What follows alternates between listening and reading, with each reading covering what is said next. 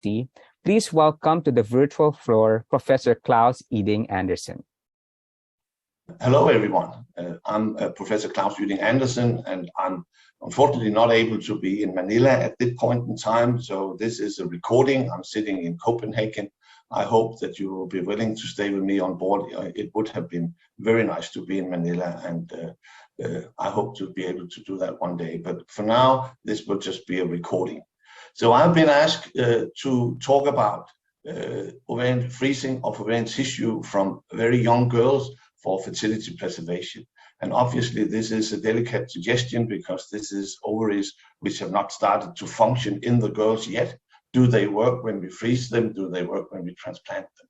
What you see here on my introductory slide is basically a very young ovary from a 7-year-old girl. And you can see that there's a millimeter paper below. So these ovaries are small, but stuffed with follicles. So what I want to talk to you about today is ovarian tissue freezing from children. There's some technical aspects of this compared to adult tissue, and this needs to be taken into consideration when you are doing ovarian fertility preservation for children. I would like to touch upon which children we are actually now doing OTC on in Denmark, and this show you which options there are available. And then, of course, as I already alluded to, this is inactive ovarian tissue. It hasn't matured. This doesn't work in the girl when we retrieve it. Does it work when we put it back? Of course, this is a very important information before you embark on this. And I think that a lot of these young girls in which we do it have actually leukemia, which is the most difficult diagnosis to consider in connection with ovarian tissue transplantation, because is there any risk that we may retransplant the original disease when we put back the tissue? I would like to touch upon that too. So it's a delicate matter of freezing pre-pubertal tissue from young girls.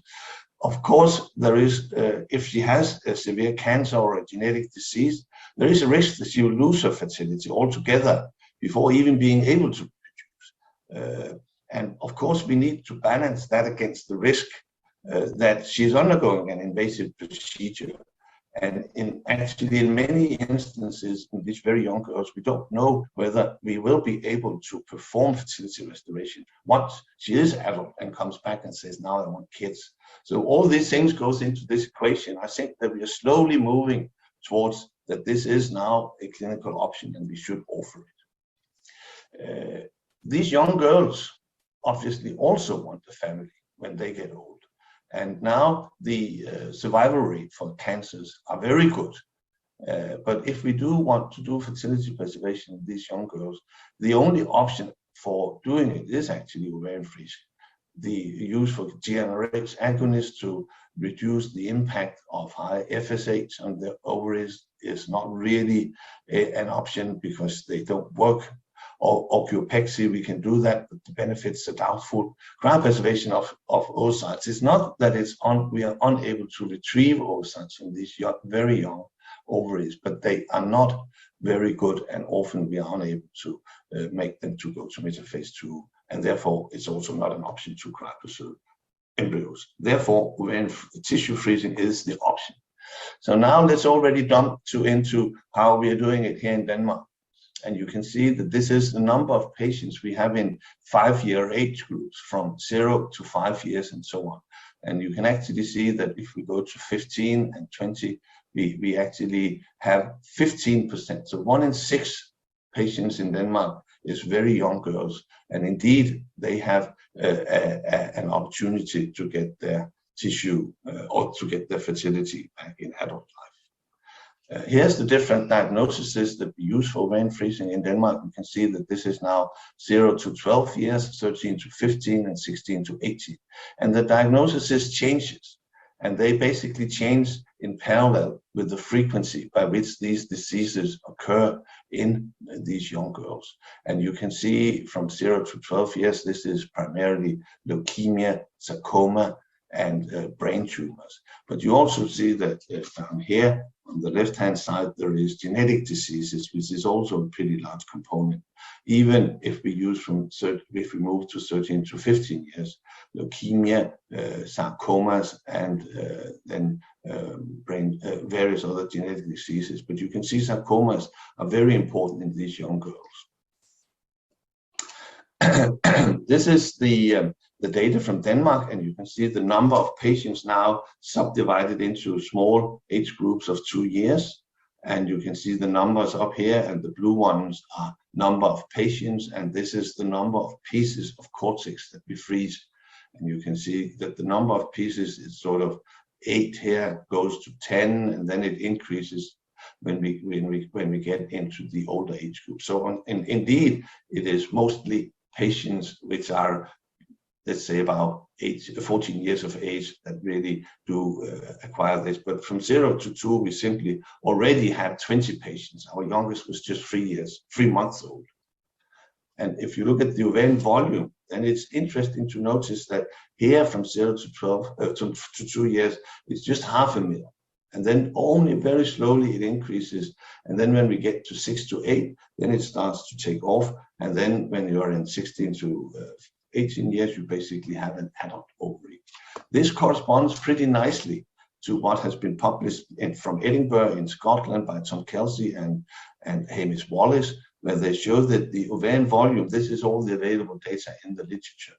And here is the average ovarian volume. You can see it out here. But basically, this corresponds pretty nicely to what this is our data up here. And you can see also that up until 6 years of age, the ovarian volume does increase a lot. That actually has an impact on how we need to treat these ovaries. Also, I think that one thing is that the ovary enlarges with time, but the density of follicles actually also increases. So this is the follicular density in cortex isolated from human ovaries in relation to age. And you can see the younger they are, the more stuffed with follicles they are. So the young girls, they have a very small ovary, but it's packed with follicles. And this has an impact on how we actually should address the preparation of this tissue. This is just the histological section of a girl who was 3 months old. And you can see here, all these are, this is resting follicles. So the ovary is stuffed with that. If we look at a 2-year-old ovary, you see here, there's hardly any medulla. So if we start to remove what we consider the medulla in this ovary, we are actually removing a huge part of the follicles that this girl may benefit from in adult life. This is now a 7-year-old ovary from a girl, where you can see a cross section here, and all the small brown dots here are primordial follicles in which we have stained for GDF9. And you can see that this is now certainly a lot more than we normally would consider to prepare, but there is now starting to be a medulla in here which does not contain a lot of follicles. So we may be able to take this one out if we know what to do and just take out this tissue, then we can prepare this, and she could benefit better if we can prepare this the right way. It's also just to show you that human ovaries from 1 to 10 years of age change tremendously in size. So this is just examples from each year. And you can see that when we get to 6, 7, 8 years, they are actually usually a lot bigger. And this has an impact on how we should prepare them. Girls' ovaries vary tremendously in size and shape. And these are from 6, 7-year-old girls. And you can see here that they differ very much. I think that this ovary here would be one ovary where we would consider to move some of the medulla.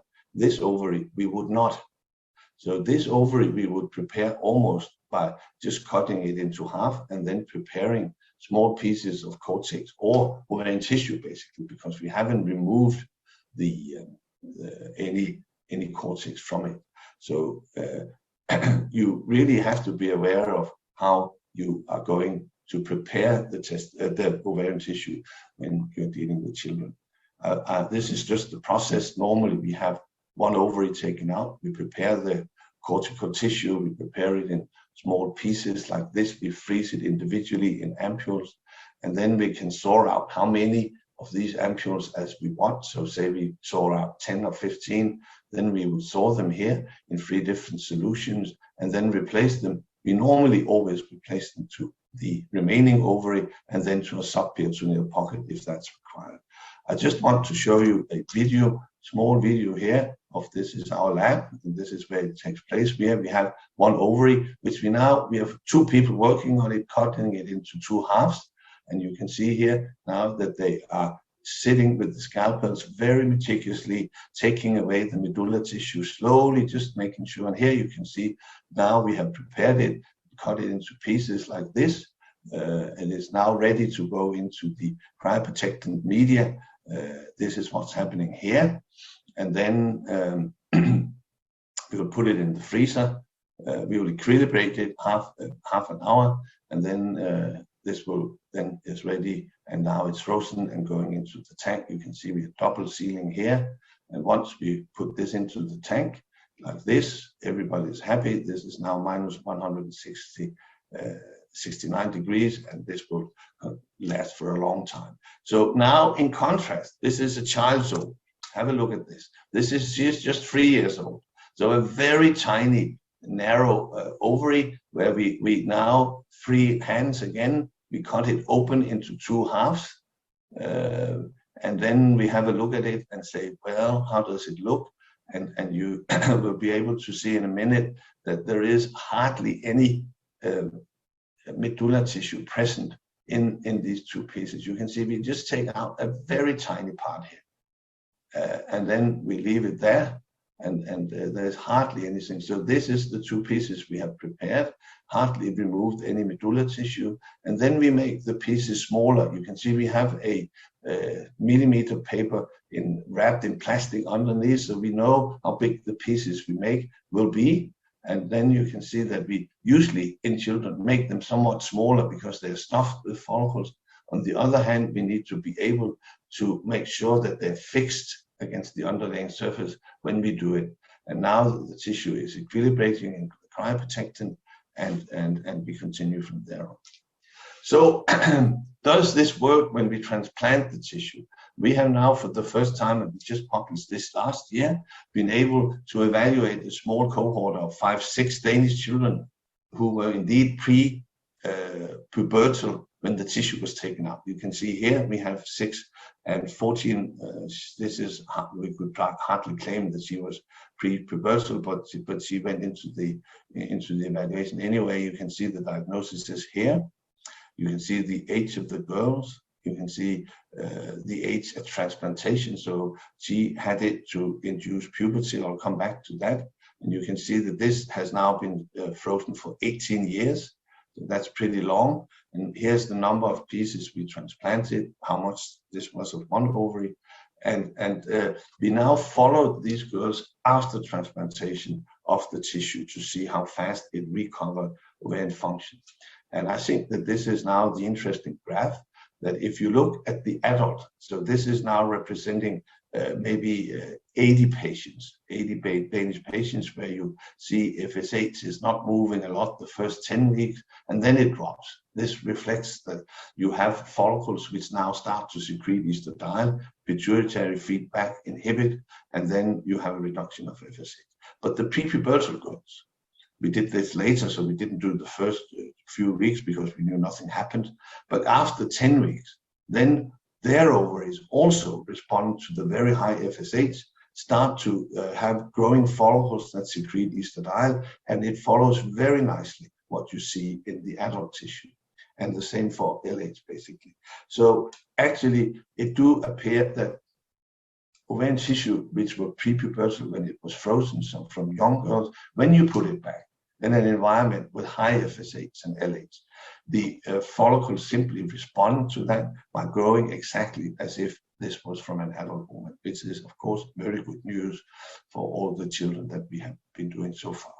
You can see here, this is now estradiol, and this is the adult ovary, and this is the girl's ovaries, and there you can see estradiol is coming up a little earlier in the adult tissue, and this reflects that you have some secondary, tertiary follicles surviving, just a few, which are then capable of making estradiol earlier on.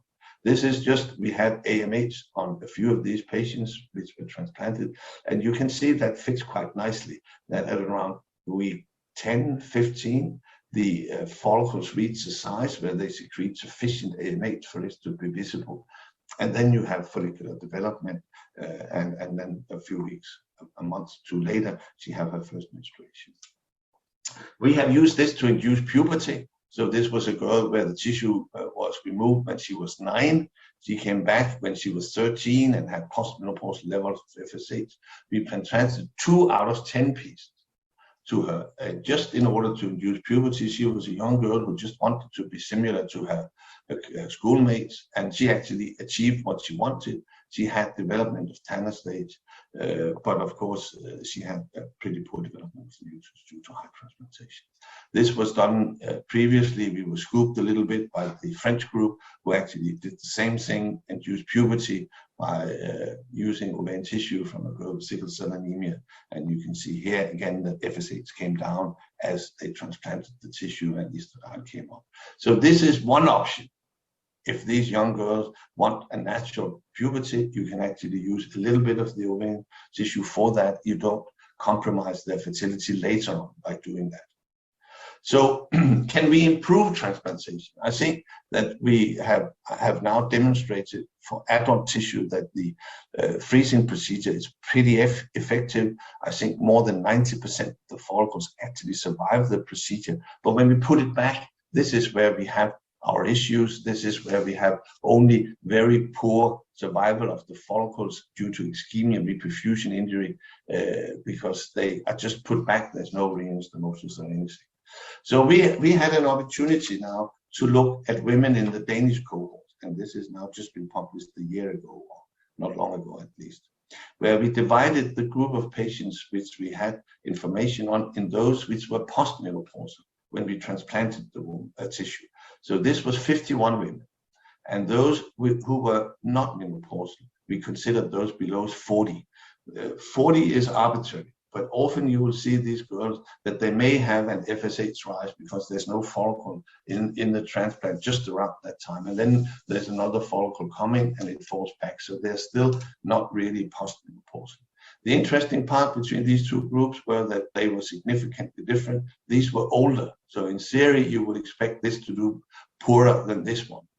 And the number of pieces frozen was similar, the advanced volume was similar, and again at transplantation, this group was younger than those which were not menopausal. And you can see that we transplanted a little more of the ovarian tissue in this group.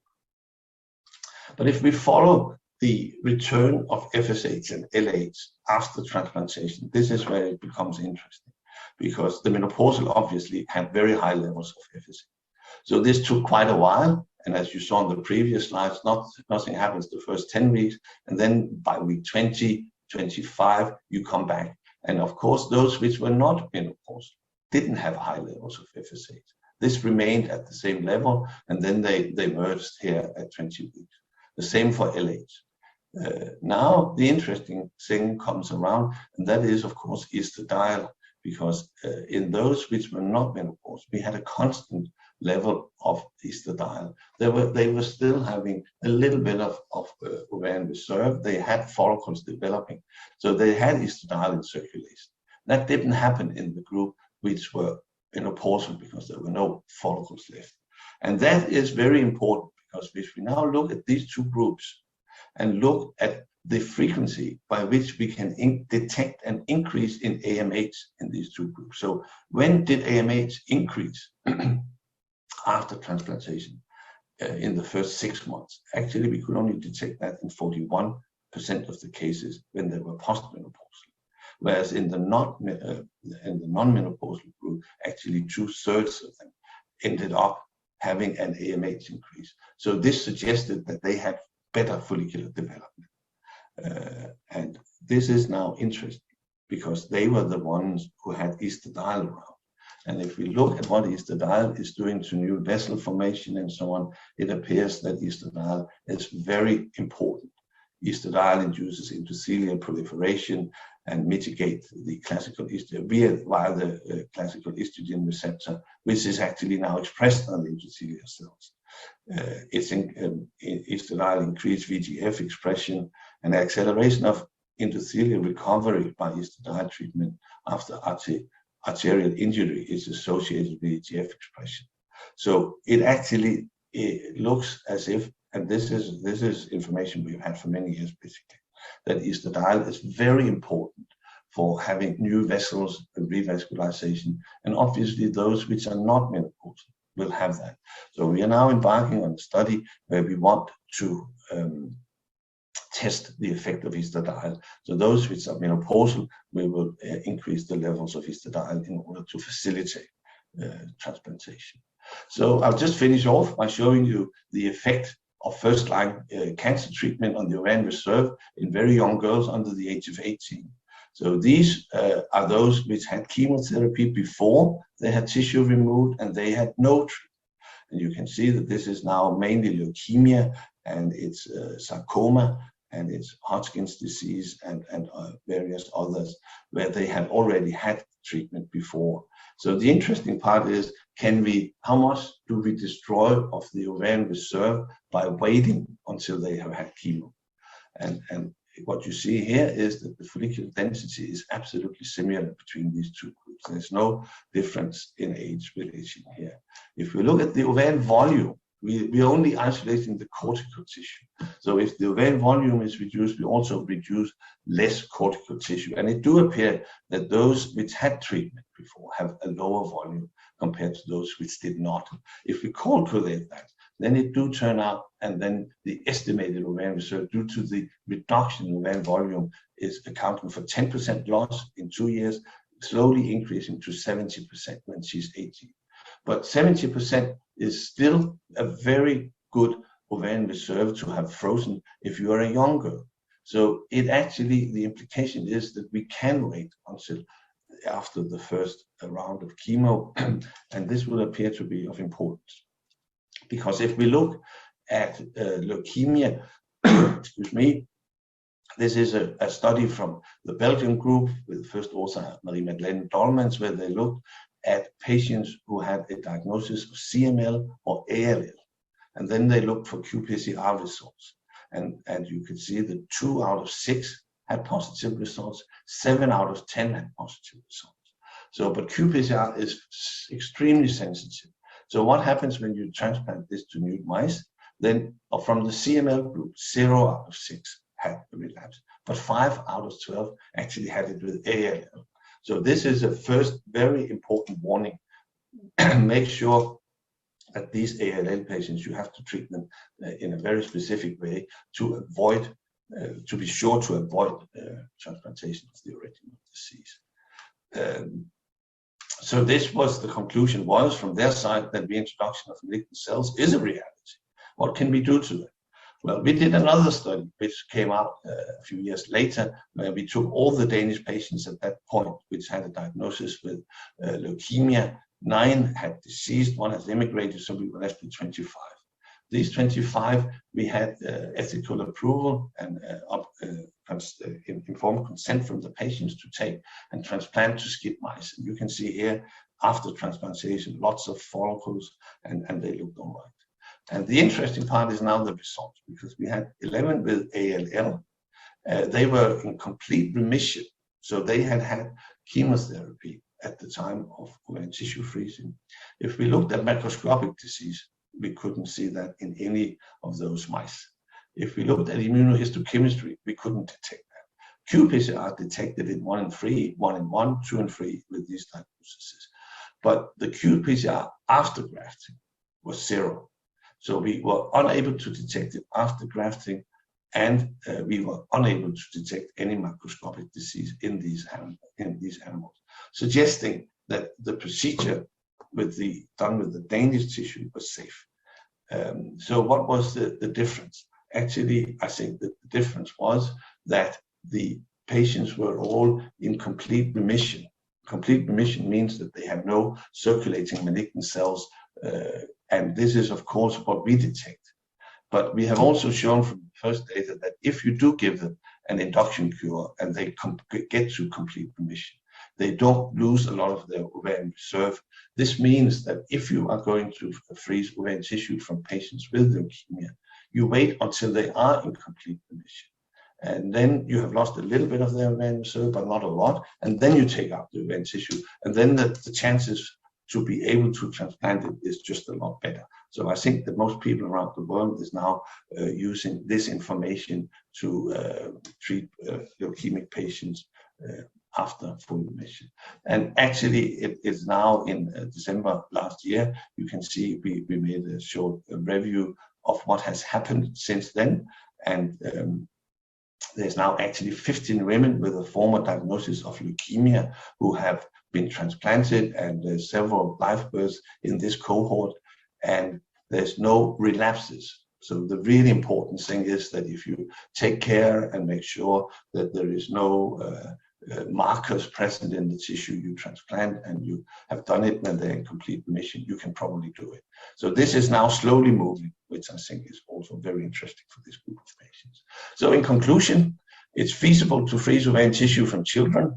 It's now feasible to transplant the tissue to women who were children when it was frozen, and it actually works. It undertakes ovarian function, and there's lots of follicles in the tissue. So this is actually an ideal group to be able to do fertility preservation on. So the safety concerns is now also being addressed. I think that our main concern is still leukemia patients, and still have to work with that. But it appears that if we are careful and look for the right markers, this is an option. So thank you very much for your attention. Again, I'm now going to give you a second lecture, which is actually a little bit related to the first lecture, in the sense that this is now fertility preservation of genetic diseases leading to premature ovarian insufficiency. And this indeed often is very young girl. So in the first lecture, I talked to you more about the technical aspects of how we are doing fertility preservation in girl. And in this lecture, I will focus a little bit more on the specific genetic diseases which actually lead to POI. What you see here in the background is one of our storage boxes where the ovarian tissue is stored in liquid nitrogen. You can see that each ampoule is double sealed to make sure that we have no leakage of liquid nitrogen into the tubes, and each patient has her own color code.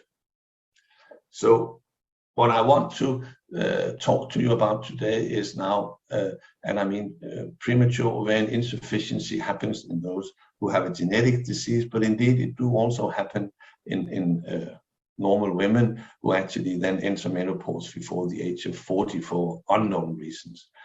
And this is now also a group which is becoming of interest for fertility preservation, and especially with recent developments. And I would like to go into that with some detail. But the diseases that primarily is in focus for fertility preservation is thalassemia, sickle cell anemia, Turner syndrome, and then galactosemia. And then there is other diseases, but they do occur with they're very rare.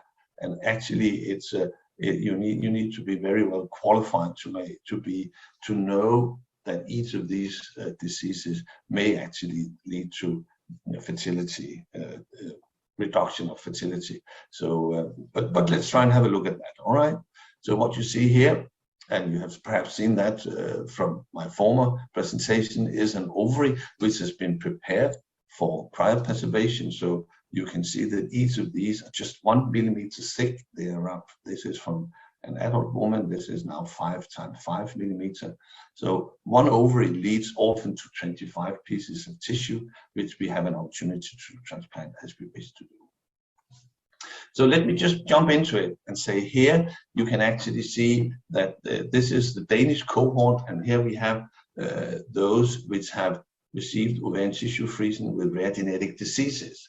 So thalassemia, 11 patients, POI, 8, Turner syndrome, 7, galactosemia, 6, sickle cell anemia, 3, Fanconi anemia, 2. There's a very active Franconia anemia patient group, and actually they may also benefit from this, and also on the boys' side. So this is also something to look at.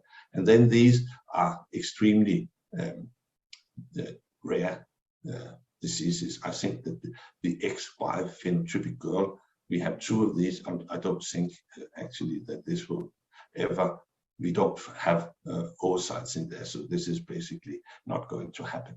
But let's try and have a look at thalassemia for one thing, because that's actually a very encouraging story. That's a hematological disorder. We have sickle cell anemia and thalassemia in here. This is a normal red blood cell. You're probably aware that the red blood cells in these disorders are not having the same shape as red blood cells, and that actually means that they are not susceptible to being infected by the malaria parasite, and therefore these patients do not have malaria. On the other hand, they have very poor red blood cells, and this is not good. They have anemia and they need blood transfusion because there's too much iron leaking out here, and to cure them you need to give them a bone marrow transplantation. So you basically need to put a bone marrow in there that produces normal red blood cells and not these ones. And then of course they're susceptible to malaria, but then they have a normal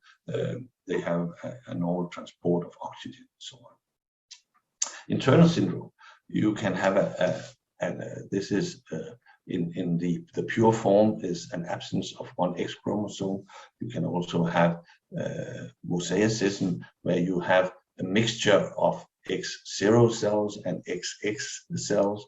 So this, and then your phenotype depends on how the mosaicism is, the fraction of normal to Turner cells are, and this now means that you may have XX oocytes in you, which can be utilized for fertility preservation.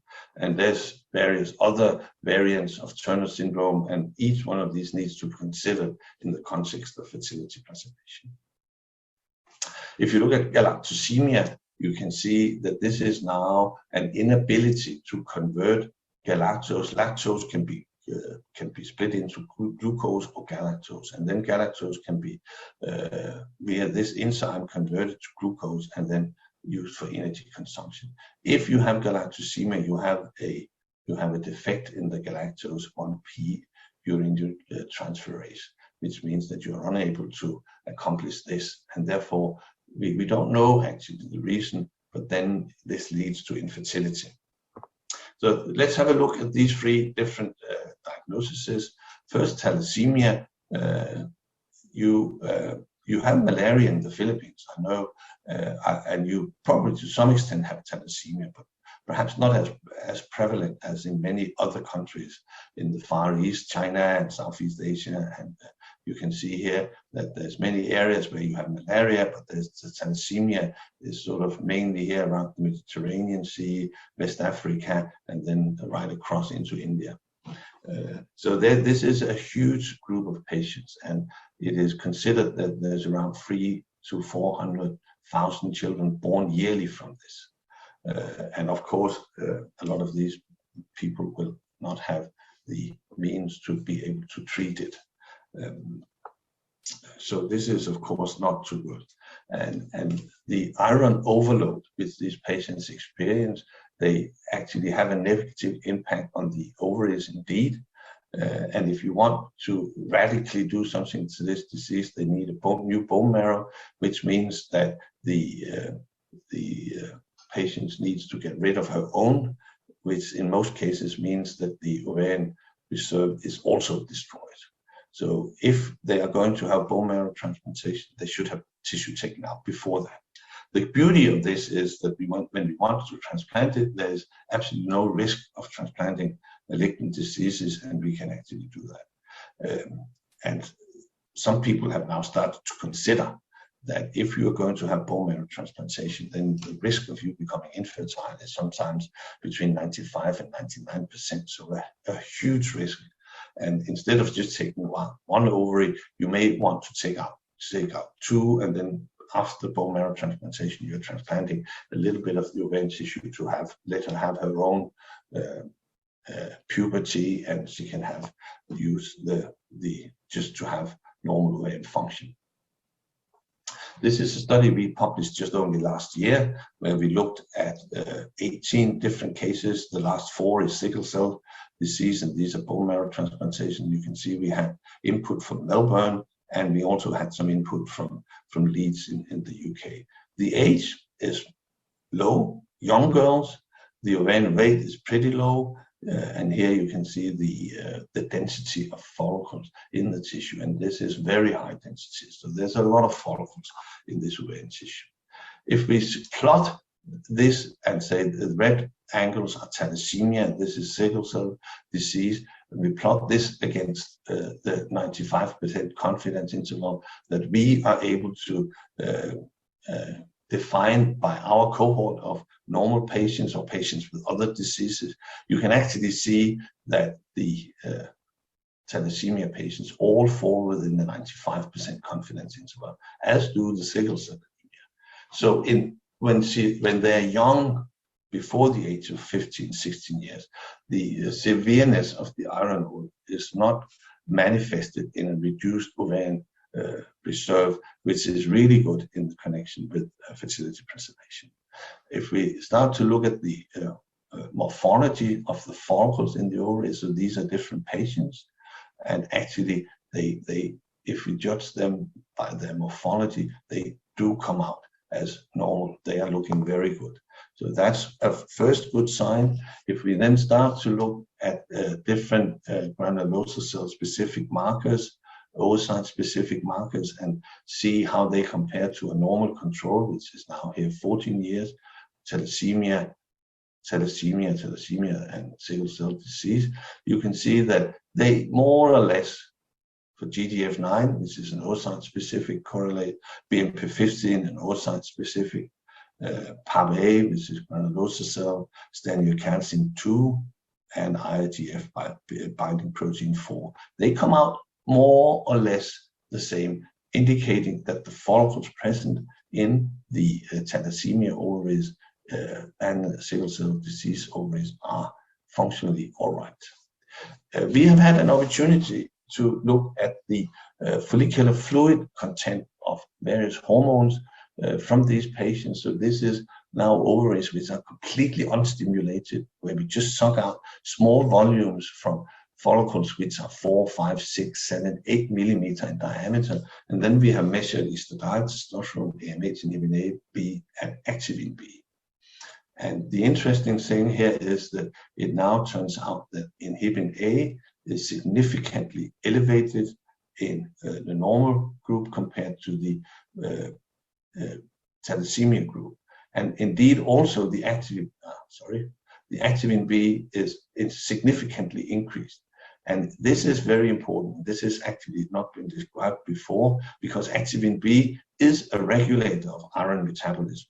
So this indicates that there is a defect in iron metabolism within the follicles, and this now affects activin B, which we know have a lot of paracrine effects within the follicle.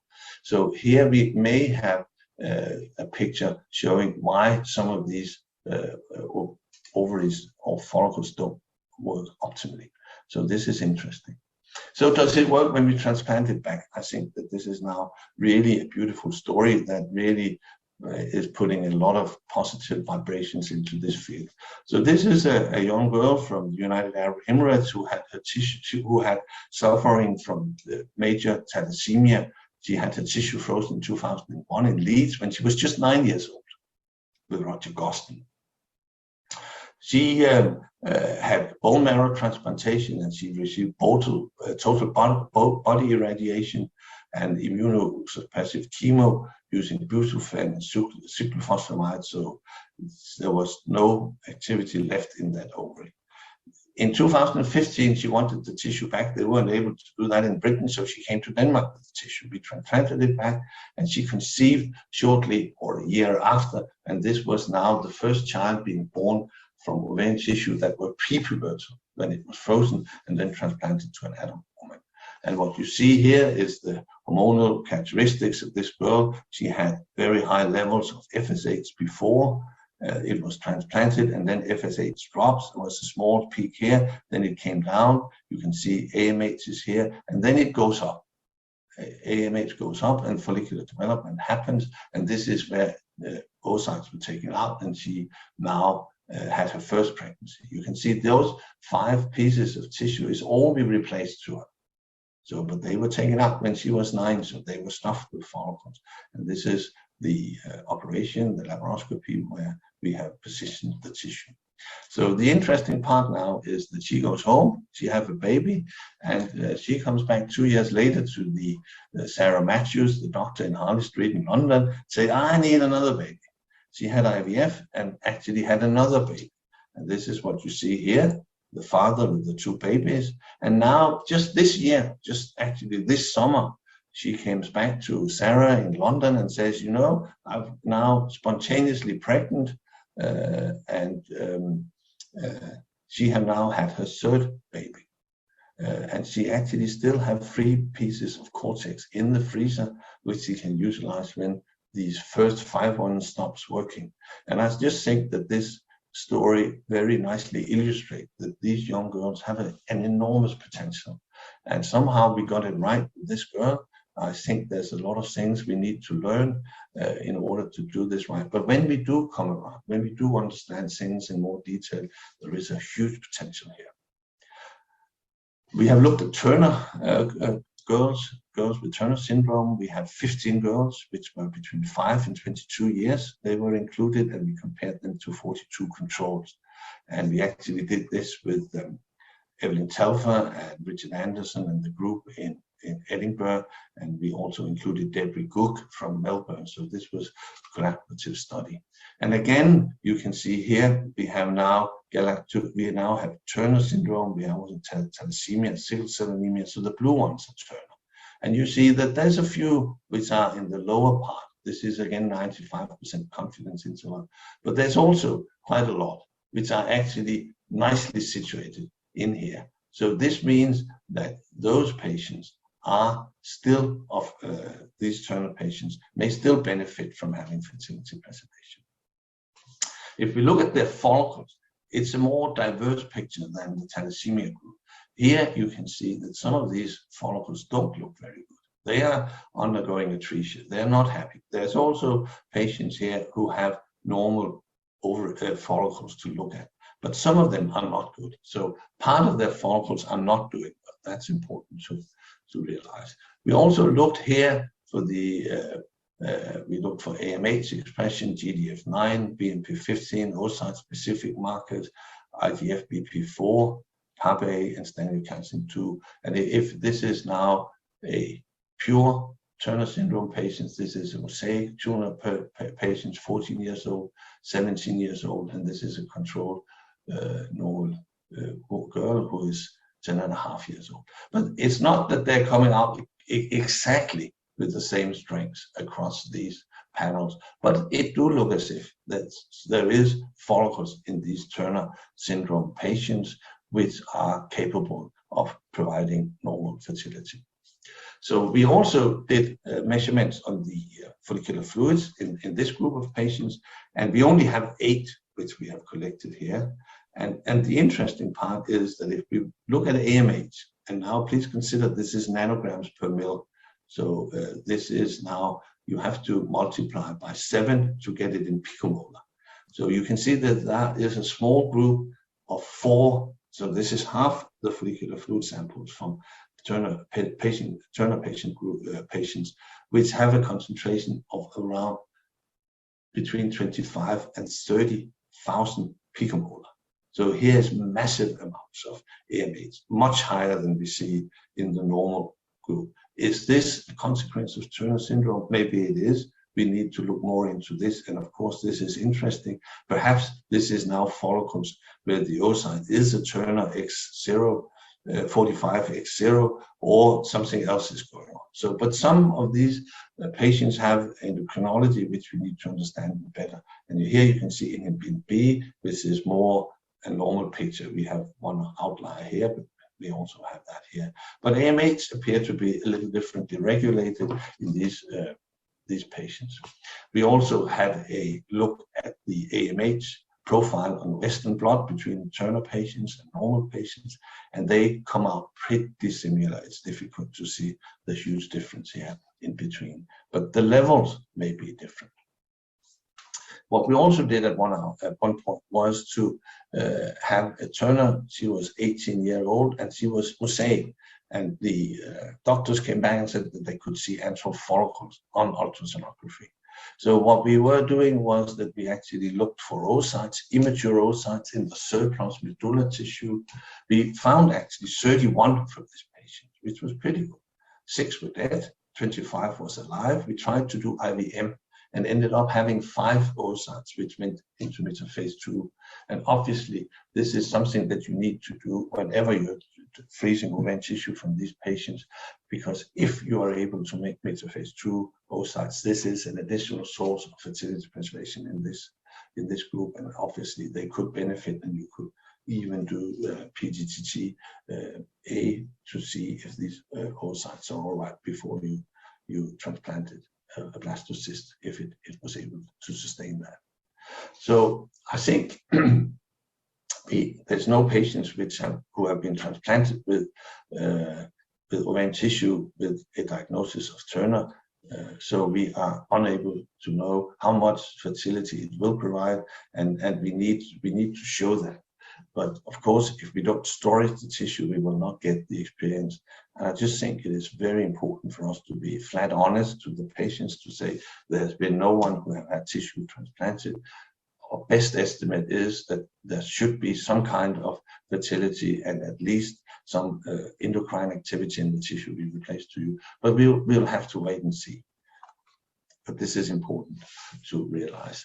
There's been a Dutch study which was published in Human Reproduction 2 years ago, where they did a 3-stage Delphi study, and they included a panelist of very knowledgeable gynecologists and pediatric endocrinologists and ethicists and patients' representatives, and discussed whether this option should be forwarded to patients with Turner syndrome. And you can see that 16 different countries responded, and they agreed on several key statements. And look them up if you're interested. But I think a majority of the expert panel believe that tissue freezing should be offered to Turner patients and safe in a controlled and safe research setting. So this is still research, indeed. The remaining 25% did not object, but did not vote for it. So I think that the verdict out there is that we should try and do this, and the arguments focused on the Turner syndrome's autonomy and justice, and outweighed the statement of non-finance. So this was sort of also arguing for it. So I just want to finish off now briefly with galactosemia. This is a pretty seldom disease. We detect it usually in Denmark very early on. We have had 6 patients. You can see the age here. This is just very young, below 1 year, 1.7, 3.9, 4.5, 11.7. So this is interesting. You can see the size now becomes a lot smaller because the ovary is little, and here's the number of tissues we have obtained, and you can see very high levels of follicular density. Again, if we plot this now, it's the green ones in our 95% confident interval for normal ovarian tissue. You can see that the galactosemia is here, and then they fall off. So what it appears from here is that at least when they're very young, perhaps up to 4 years of age, they're still within the normal range, and then the follicles disappear. If we look at their follicles, they look okay. They actually are, these are very young girls' ovaries, but they do morphologically look okay. If we now stain for GDF9, PAP-A, and BMP15, they come out pretty nice. This is the control, and here is 2 galactosemia girls, only 9 months old, or no, 10 months perhaps, and this is 1.7 years. You can see that there is a little different, but overall, this is now AMH, 2 different forms of AMH. They come out pretty nicely. So it do appear that their follicles are okay. So when they don't survive, this is another consequence of the fact that they are unable to metabolize galactose.